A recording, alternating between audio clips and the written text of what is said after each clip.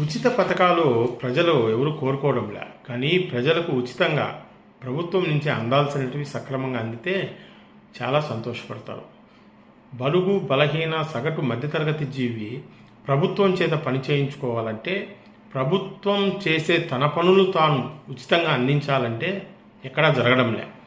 ప్రతి చోట లంచం, ముఖ్యంగా రెవెన్యూ డిపార్ట్మెంట్లలో ఒక్క విఆర్ఓ స్థాయి అధికారులే కోట్లలో సంపాదిస్తుంటే, ఇంకా రెవెన్యూ అధికారులు, ఆపై ఉన్నతాధికారులు లంచాల పరంపరలు ఎలా కొనసాగుతున్నాయనేది ఒకసారి ప్రభుత్వం అర్థం చేసుకోవాలి. వైసీపీ ప్రభుత్వం పోయింది, టీడీపీ ప్రభుత్వం కూటమితో కలిపి అధికారాన్ని చేపట్టింది. అజేయమైనటువంటి మెజారిటీ ఉన్న 175 స్థానాల్లో దాదాపుగా 160 పైచిలుకు స్థానాలను టీడీపీ కూటమి ప్రభుత్వం కలిపి సాధించింది.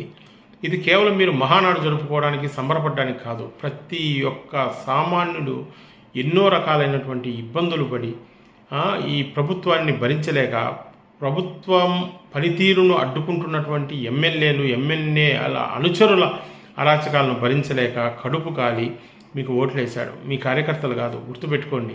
మీ కార్యకర్తలు ఆనాడు ఉన్నారు, మీరు ఓడిపోక ముందు ఈనాడు గెలిచినప్పుడు ఉన్నాడు. కానీ మీకు ఈ మెజారిటీ వచ్చింది సామాన్య ప్రజలు, ఉపాధ్యాయ ఉద్యోగ సంఘాలు మీకు మీ మీద నమ్మకంతో ఎంతో చేశాయి.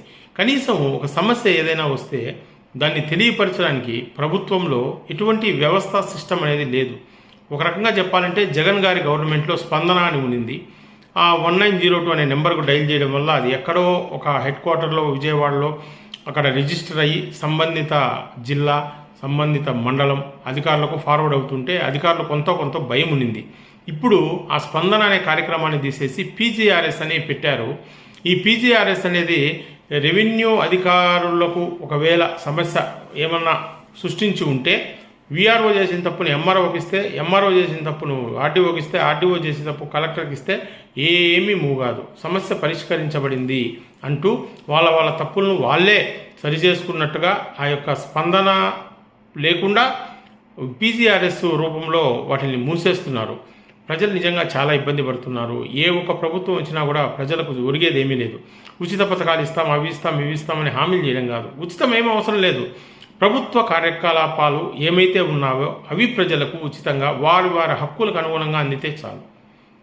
జై హింద్, జై Tehelka Telugu news. Please like చేయండి, షేర్ చేయండి, సబ్స్క్రైబ్ చేయండి. చాలా అంశాల మీద ముందు చాలా మాట్లాడాల్సిన పరిస్థితి ఏర్పడుతుంది. Thank you friends.